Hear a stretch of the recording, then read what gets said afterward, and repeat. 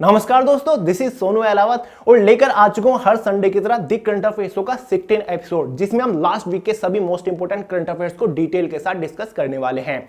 सबसे पहले तो गुड न्यूज यही है कि आरआरबी एनटीपीसी एग्जाम में हमारे दी करंट अफेयर शो से बाहर एक भी क्वेश्चन नहीं जा रहा है।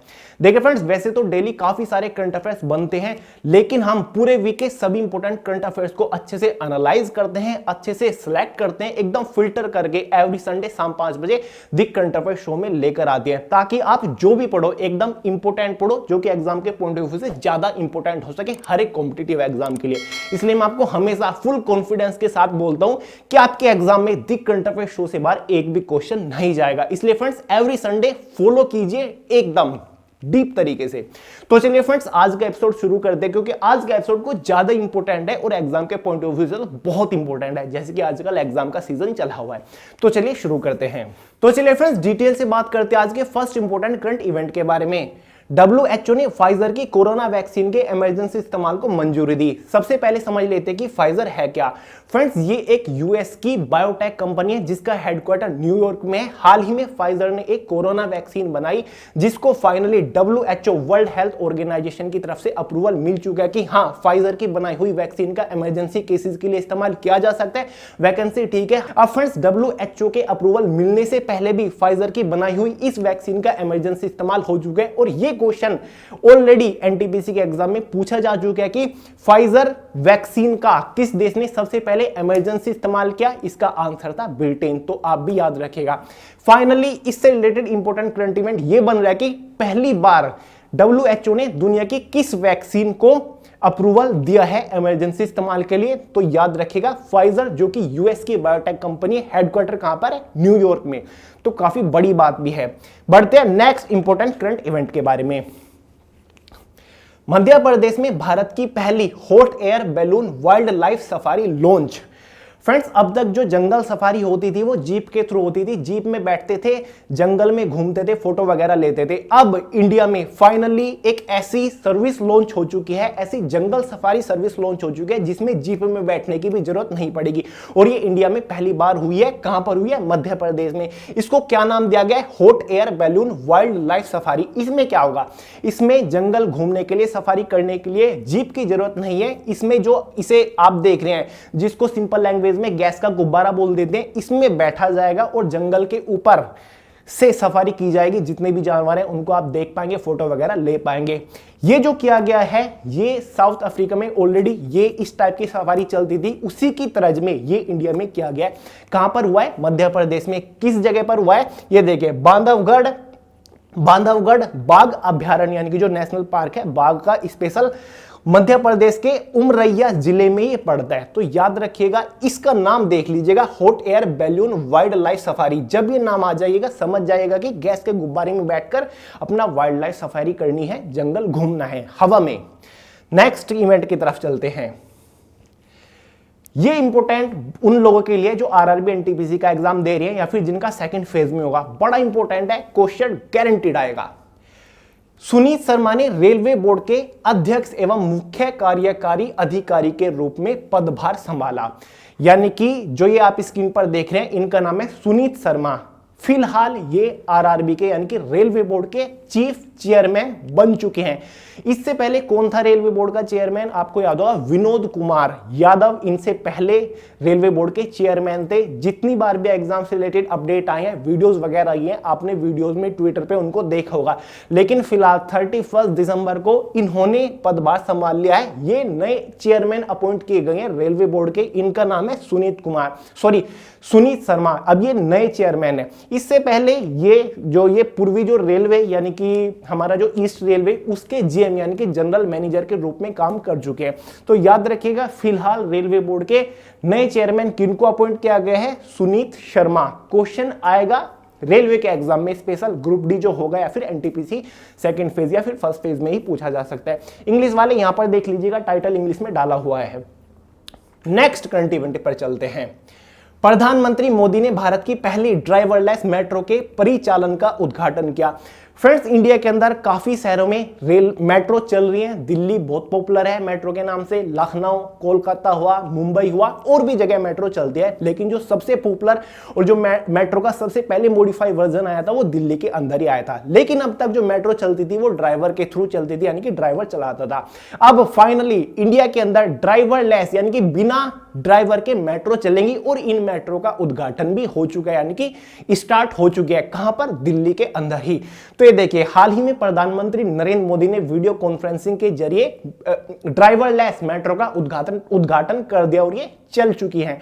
कहां पर चली है? दिल्ली के अंदर चली है। जो मेट्रो स्टार्ट हुई है फिलहाल 37 किलोमीटर का जो ट्रैक है उसके ऊपर हुई है। दिल्ली के अंदर जो मेजेंडा लाइन है कहां से कहां तक की है? जनकपुरी पश्चिम से लेकर और हमारा बोटनिकल गार्डन जो कि नोएडा में पड़ता है, नोएडा सिटी सेंटर के आसपास पड़ता है ना, सेक्टर 18 के आसपास बोटनिकल, वहां तक 37 किलोमीटर। इसके बाद 2021 में बहुत सारी ड्राइवरलेस मेट्रो चलने वाली है दिल्ली के अंदर, लखनऊ के अंदर और भी जगह काफी सारी। तो ये फिलहाल पहली मेट्रो लॉन्च हो चुकी है, यानी कि मेट्रो स्टार्ट हो चुके हैं दिल्ली के अंदर। बड़ा इंपॉर्टेंट है ये भी। नेक्स्ट इवेंट है, विराट कोहली बने दुनिया के सर्वश्रेष्ठ क्रिकेटर, धोनी को मिला खास सम्मान। फ्रेंड्स, हाल ही में आईसीसी ने एक अनाउंसमेंट किया है, ट्विटर वगैरह पर, न्यूज में आपने देखा होगा, जिसके थ्रू उन्होंने बताया है कि जो विराट कोहली है उनको इस डिकेड का यानी कि 2010 से 2020 के बीच का सबसे सर्वश्रेष्ठ खिलाड़ी चुना है, दुनिया का, विश्व का सबसे सर्वश्रेष्ठ खिलाड़ी। और साथ ही महेंद्र सिंह धोनी को एक खास सम्मान दिया है, ठीक है, यानी कि एक अवार्ड दिया है। तो डिटेल से समझते हैं। सबसे पहले विराट कोहली के बारे में बात करें। इनको इस डिकेड का सबसे सर्वश्रेष्ठ खिलाड़ी क्यों चुना गया, सबसे बेस्ट खिलाड़ी क्यों चुना गया? इसके पीछे कारण है, विराट कोहली ने पिछले इन 10 सालों में 2010 से लेकर 20 तक के लगभग टेस्ट, टी20 और वनडे में 2396 रन बनाए हैं, ठीक है। और ऐसा करने वाले ये पहले खिलाड़ी हैं और उन्होंने इस दशक में लगभग 66 शतक, ठीक है, और 94 अर्धशतक, हाफ सेंचुरी लगाई है। और ये ऐसा करने वाले पहले खिलाड़ी है, इसलिए इनको इस डिकेड का सबसे सर्वश्रेष्ठ खिलाड़ी चुना गया है। आईसीसी ने ये अनाउंसमेंट किया, आईसीसी ने ही ये उपाधि इनको दी है। महेंद्र सिंह धोनी को कौन सा सम्मान दिया गया? यहां पर देखिए, आईसीसी ने महेंद्र सिंह धोनी को दशक का best spirit of cricket award दिया है। Best spirit of cricket award ICC ने महेंद्र सिंह धोनी को दिया है इस डिकेड का। क्यों दिया है? शायद आपको याद हो, 2011 में इंग्लैंड के खिलाफ एक मैच हुआ था। महेंद्र सिंह धोनी ने, एक खिलाड़ी का नाम फिलहाल मुझे याद नहीं है, वो खिलाड़ी रन आउट हो गया था, लेकिन फिर भी महेंद्र सिंह धोनी ने उसको खेलने के लिए बुला लिया था। अब उस खिलाड़ी का नाम मुझे तो याद नहीं आ रहा है, अगर आपके याद हो यार प्लीज कमेंट करके बताइएगा, क्योंकि इंटरेस्ट नहीं है मेरा क्रिकेट में, लेकिन फिर भी ठीक ठाक जानकारी है इसलिए मैं आपको बता रहा हूं। तो इसलिए इनको spirit of the cricket award दिया गया है और विराट कोहली को सबसे सर्वश्रेष्ठ क्रिकेटर यानी कि खिलाड़ी माना गया है 2010 से और 2020 के बीच के डिकेड का। तो इंपोर्टेंट हो जाता है, 2-3 करंट इवेंट यहां से ही निकल रहे हैं। नेक्स्ट इवेंट की तरफ चलते हैं। झोंग सांसान, नाम याद करिए, झोंग सांसान एशिया के सबसे अमीर व्यक्ति बने, जो कि डेफिनेटली चाइना के ही हैं। ये इस साल के सबसे अमीर आदमी बन गए हैं एशिया के। एशिया का सबसे अमीर जो आदमी है वो झोंग सांसान है। और ये जो इंफॉर्मेशन मिली है वो ब्लूमबर्ग बिलियनर्स इंडेक्स के थ्रू एक रिपोर्ट निकली है, उसके थ्रू ये पता चला है। इनकी जो संपत्ति है वो इस साल लगभग 70.9 अरब डॉलर से बढ़कर 77.8 अरब डॉलर हो गई है और इसी वजह से ये एशिया के सबसे अमीर आदमी बन गए हैं। याद रखिएगा, झोंग सांसान। नेक्स्ट इवेंट की तरफ चलते हैं। बिहार ने कोरोना काल में बाहर फंसे लोगों की आर्थिक मदद हेतु जीता डिजिटल इंडिया अवार्ड। फ्रेंड्स, हाल ही में राष्ट्रपति रामनाथ कोविंद जी द्वारा एक अवार्ड दिया गया है बिहार को। अवार्ड का नाम है डिजिटल इंडिया अवार्ड 2020। ये दिल्ली के विज्ञान भवन में दिया गया है। क्यों दिया गया है? क्योंकि कोरोना काल में जो बिहार के लोग थे, बाहर फंस चुके थे, उनकी आर्थिक मदद की थी, इसलिए ये अवार्ड दिया गया। अवार्ड किस लिए दिया जाता है? डिजिटल इंडिया अवार्ड जो डिजिटल से रिलेटेड काम करते हैं, ठीक है, उसमें उपाधि हासिल करते हैं, क्योंकि बिहार ने डिजिटली उन लोगों की मदद की थी, आर्थिक रूप से, इकोनॉमिकली, उनकी फाइनेंशियली उनकी मदद की थी, इसलिए डिजिटल इंडिया अवार्ड 2020 बिहार को दिया गया है। किसने दिया? रामनाथ कोविंद ने, दिल्ली विज्ञान भवन में। नेक्स्ट है विशाखापट्टनम का म्युनिसिपल कॉरपोरेशन बना देश में बेहतरीन प्रदर्शन करने वाला कॉरपोरेशन। देखिए फ्रेंड्स, एक प्रधानमंत्री की योजना आपको याद होगी, प्रधानमंत्री आवास योजना, जिसका लक्ष्य है कि 2022 तक सभी लोगों को घर प्रोवाइड करेंगे, साथ ही शौचालय वगैरह भी प्रोवाइड करेंगे, बना के देंगे। तो उस योजना के तहत, उस योजना के ऊपर जो सबसे ज्यादा काम किया है, सबसे बेस्ट काम किया है, और ये बेहतर परफॉर्मेंस करने के लिए विशाखापट्टनम की म्युनिसिपल कॉरपोरेशन को सम्मान भी दिया गया है। तो चलिए बढ़ते हैं नेक्स्ट करंट इवेंट की तरफ। भारत 2023 में G20 शिखर सम्मेलन की मेजबानी करेगा। G20 के बारे में आप जानते होंगे, ये एक ऐसी समिट है, या फिर आप कह सकते हैं कि ये उन देशों का एक संगठन है जो कि टॉप 20 देश हैं वर्ल्ड के अंदर, जो कि इकोनॉमिकली सबसे ज्यादा स्ट्रॉन्ग है, सबसे ज्यादा मजबूत है। उनका ये एक संगठन होता है, वार्तालाप होता है, बातचीत होती है। तो 2023 में जो G20 समिट का होस्ट करेगा, मेजबानी करेगा, वो भारत करने वाला है। और इसकी इंफॉर्मेशन ऑफिशियली नरेंद्र मोदी, यानी कि जो भारत के प्रधानमंत्री, उन्होंने की है, जो कि अपने आप में काफी बड़ी बात भी होने वाली है। इससे रिलेटेड क्वेश्चन डेफिनेटली बनेगा, क्योंकि G20 से रिलेटेड क्वेश्चंस अक्सर बनते हैं। तो यहां पर भी कुछ इंपॉर्टेंट इंफॉर्मेशन डाली है, वो देख लीजिए। 2021 में इसकी जो मेजबानी करने वाला है वो इटली करेगा, 2022 में इंडोनेशिया करेगा, 2023 में ऑब्वियसली भारत करने वाला है, और उसके बाद 2024 में इसकी जो अध्यक्षता या फिर होस्ट या फिर मेजबानी कह लीजिए, वो ब्राजील करने वाला है। तो बड़ी बात है यार, याद रखिएगा 2023 में इंडिया G20 शिखर सम्मेलन का मेजबानी करने वाला है। नेक्स्ट इवेंट की तरफ चलते हैं। भारत ने आकाश मिसाइल प्रणाली के निर्यात को मंजूरी दी, यानी कि भारत के पास एक भारत निर्मित, यानी कि मेड इन इंडिया एक मिसाइल है जो कि भारत में ही बनती है, जिसका नाम है आकाश मिसाइल। आप स्क्रीन के ऊपर देख सकते हैं। इसके एक्सपोर्ट के लिए जो भारत सरकार है, या फिर आप कह सकते हैं जो डिफेंस मिनिस्ट्री है, उसने, राजनाथ सिंह ने ऑफिशियली अनाउंसमेंट कर दिया है कि हाँ, इसका एक्सपोर्ट के लिए मैं मंजूरी दे रहा हूं। अब इसका एक्सपोर्ट इंडिया से किया जाएगा, और जो इसका निर्माण कार्य है उसमें और भी तेजी लाई जाएगी, यानी कि इंडिया में ज्यादा से ज्यादा इन मिसाइल को बनाया जाएगा। यहां पर देखिए, आकाश मिसाइल है क्या? आकाश एयर डिफेंस सिस्टम, सतह से हवा में वार करने वाली, यानी कि सरफेस से, धरती से हवा में वार कर सकती है, ये वो वाली मिसाइल है। यहां पर देखिए, इस मिसाइल को खरीदेगा कौन, एक्सपोर्ट क्यों की जा रही है ये मिसाइल, यानी कि बाहर देशों को ये मिसाइल बेची जाएगी। ठीक है, इससे जो भारत का मतलब इकोनॉमिकल है, अर्थव्यवस्था है, उसमें भी काफी ज्यादा सुधार आने वाला है। ये देखिए, मिसाइल सिस्टम को खरीदने के लिए दक्षिणी पूर्वी एशिया और अफ्रीका के लगभग 9 देश रुचि दिखा रहे हैं, यानी कि वो इस मिसाइल को इंपोर्ट करेंगे अपने देश के अंदर, भारत से। बड़ी बात है यार ये भी। तो चलिए नेक्स्ट इवेंट की तरफ चलते हैं। स्वास्थ्य मंत्री ने लॉन्च की निमोनिया की पहली स्वदेशी वैक्सीन। फ्रेंड्स, हाल ही में भारत की निमोनिया पहली वैक्सीन लॉन्च हो चुकी है ऑलरेडी। निमोनिया के लिए 170 देश वैक्सीन का इस्तेमाल करने, अब फाइनली भारत में भी इसका इस्तेमाल होना स्टार्ट हो जाएगा, और ये भारत के द्वारा ही बनाई गई है निमोनिया वैक्सीन। ठीक है, याद रखिएगा। और स्वास्थ्य मंत्री ने इसको अप्रूवल दे दिया, मंजूरी दे दिया कि इसका इस्तेमाल किया जाए।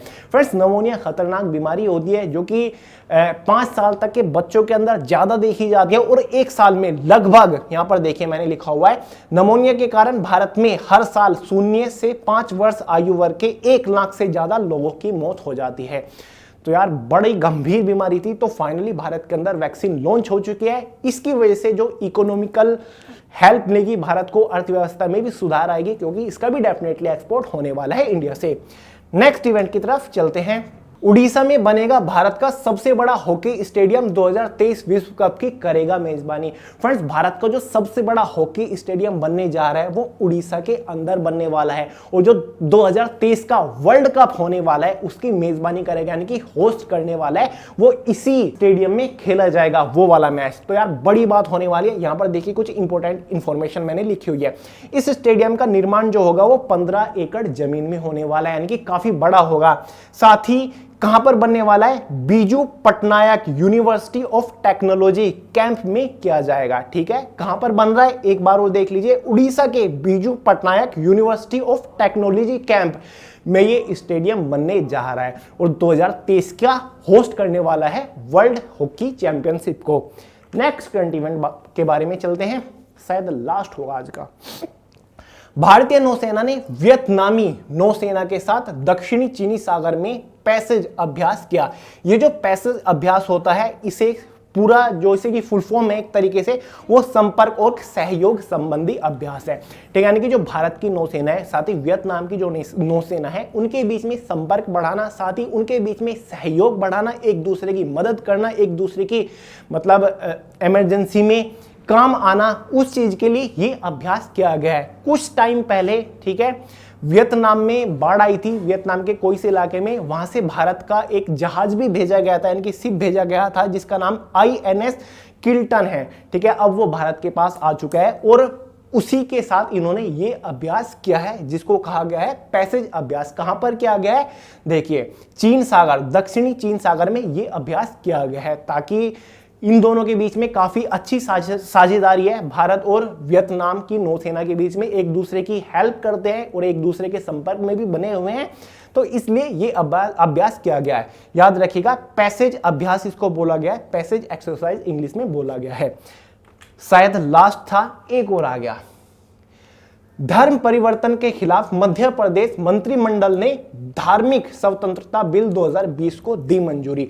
डेफिनेटली अगर आप न्यूज वगैरह देखते होंगे इसके बारे में आप जानते होंगे, लव जिहाद के बारे में आपने डेफिनेटली न्यूज़पेपर में या फिर किसी से जरूर सुना होगा। पिछले करंट इवेंट शो में मैंने आपको बताया था कि ये जो बिल है धर्म परिवर्तन के खिलाफ, हिमाचल प्रदेश ने जारी कर दिया है और साथ ही उत्तर प्रदेश ने भी, और जितने भी अदर स्टेट है, बड़े स्टेट है, इस बिल को जारी करने में लगे हुए हैं। और फाइनली मध्य प्रदेश की सरकार ने भी धर्म परिवर्तन के खिलाफ एक बिल जारी कर दिया है, यानी कि जो भी ऐसा करेगा उसके खिलाफ प्रॉपर सजा यहां पर जारी कर देगी, सजा होगी, इसको अपराधी माना जाएगा।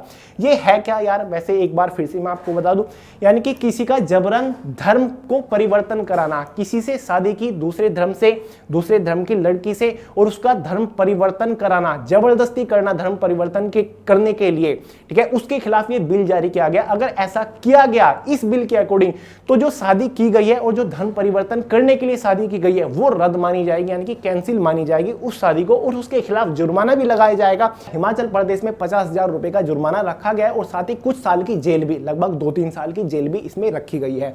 तो काफी बड़ा कदम है, यहाँ पर एंटी लव जिहाद लॉ जारी कर दिया है मध्य प्रदेश गवर्नमेंट ने भी। तो ये था फ्रेंड्स आज का लास्ट इंपोर्टेंट करंट, और लास्ट वाला भी काफी इंपोर्टेंट था। तो टोटल कितने करंट इवेंट मैंने आपको कवर कराए मुझे फिलहाल याद तो नहीं आ रहा, लेकिन सभी मोस्ट इंपोर्टेंट है। तो फ्रेंड्स आई होप आपने फोकस किया होगा। अब मैं आपसे एक चीज पूछना चाहता हूं कि आज के एपिसोड में से आपको सबसे इंटरेस्टिंग करंट इवेंट कौन सा लगा? एग्जाम के पॉइंट ऑफ व्यू से सबसे इंपॉर्टेंट करंट इवेंट आपको क्या लगा आपके नॉलेज के अकॉर्डिंग? क्योंकि आप एक गवर्नमेंट जॉब एस्पिरेंट हो, आपको पता होना चाहिए कि किस टाइप के करंट इवेंट्स एग्जाम के लिए इंपॉर्टेंट होते हैं। जरूर बताना, और इंटरेस्टिंग कौन सा लगा ये भी बताना। और यार वीडियो को शेयर करिए, दी करंट अफेयर शो जितना हो सके शेयर करिए अपने दोस्तों के साथ, व्हाट्सएप पे शेयर करिए, फेसबुक पर शेयर करिए, लोगों को बताइए कि बेस्ट दी करंट अफेयर शो चलता है वे टू सक्सेस के ऊपर एवरी संडे शाम 5 बजे। वीडियो को लाइक करिए, पसंद आई हो अपने दोस्तों के साथ शेयर करिए। दूसरी बार फिर से मैं बोल रहा हूं, क्योंकि करते तो आप हो नहीं, सुन के आगे बढ़ते हो कि यार क्या ये तो ऐसे ही बोलता रहता है, लेकिन यार शेयर करो और चैनल को सब्सक्राइब कर लीजिएगा बेल आइकन को प्रेस करके। मिलते हैं अगली वीडियो में बहुत जल्द, तब तक के लिए जय हिंद।